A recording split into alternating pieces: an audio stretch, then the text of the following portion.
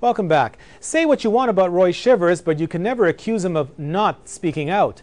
Tonight, an exclusive interview with the former general manager of the Saskatchewan Roughriders.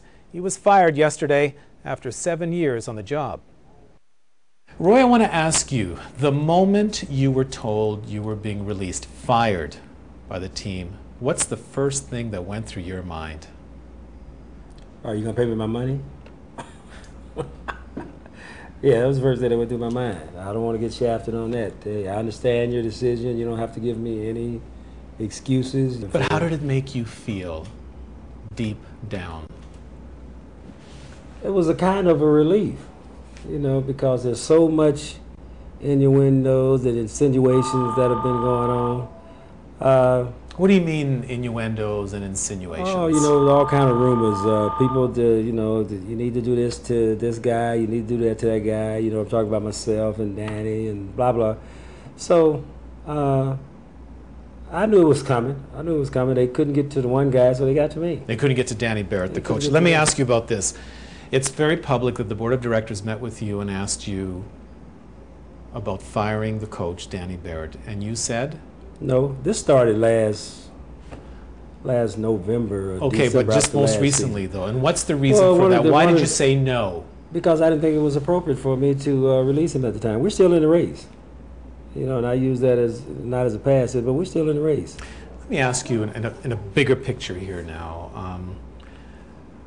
How do you think this team has performed under your tenure now into its 7th year? Maybe I should ask the fans that. You know, well, how do you feel? This is the first time in 20-some years they've gone to the playoffs 4 years in a row. They've gone to the Western Division Finals twice and lost on one play. They've got a good chance to go back again this year if they can get their heads on straight and Danny can get away from the pressure and stuff. How can you explain the criticism of the team? I mean, for example, there is a losing record. That's not in dispute. So how many teams in the CFL have losing records now? It's probably 7 out of. But during your stay, there's been a losing record. Not the last 4 years. Not the last 4 years. Danny's record the last 4 years has been 11-7, 9-9, 9-9, 9-9. I don't know where that perception comes from. You know, his worst seasons were 2000, 2001. You know, he's above 500 the last 4 years. You know, you've been well aware of the talk, the perception that some people may have of the team, of some of the players in the community. What's your reaction when you hear about that? I think it's a bunch of crap. You know, we haven't had anybody that's done anything that's really been outlandish. We have a guy that's been in a fight at a club who was jumped on by some other individuals, and because he's a rider, he makes the national headlines. We've had a guy that contracted AIDS. That's not a football problem, that's a social issue. Why was this pegged to you, all these things? That's a very good question. That's a very good question. I've tried to figure it out. I haven't, you know, gave it much thought, but, you know, every club and every profession, every sports profession has their share of problems, and they deal with them accordingly. Let me ask you about your legacy.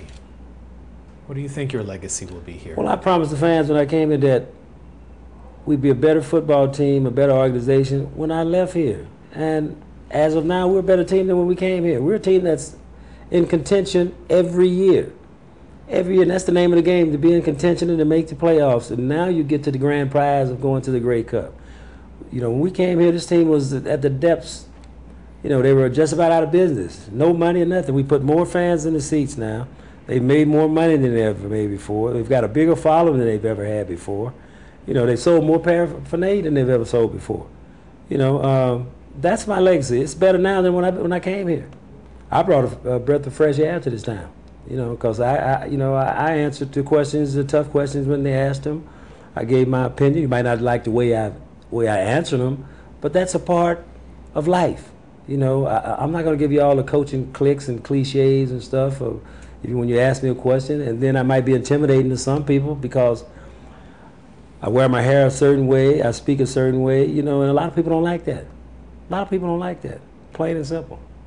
The board's going to have to make a decision about the next general manager. What are your thoughts on who that should be? maybe they should hire Calm Katera or Mitchell Blair or John Gormley. Some of You these guys. talking about media people here? Yeah, they know they've got all the answers, you know, and they're the most negative people I've seen. Maybe they should hire them, you know. I think they'll go out and they'll find somebody like Eric Tillman, a guy that can't get a job, has been begging for a job, and they'll probably hire him. But maybe they should look in their own backyards and hire Carm, who's Now, there's a note of sarcasm there, I Oh sense. yeah, very much so. You know, they've had their shots at me, so I'll finally get mine back. My biggest wish now is that the fans rally behind this football team. You've got a good football team. You need to rally behind them. Forget all the garbage that's going on. Just rally behind the football team and get Danny and the guys into the playoffs. And you get into the playoffs, you take your chances.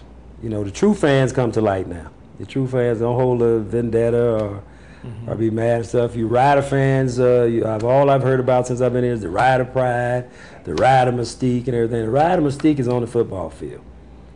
You know, there's no mystique about this. The mystique is wins and losses. So we know you're done with the Roughriders. What's your football future now?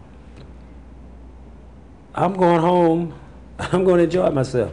I'm going to become a spectator. And I'll probably go to the many college games that I want because I like the college atmosphere. You know, I'll go home and I'll play with my granddaughter and watch my grandson play football.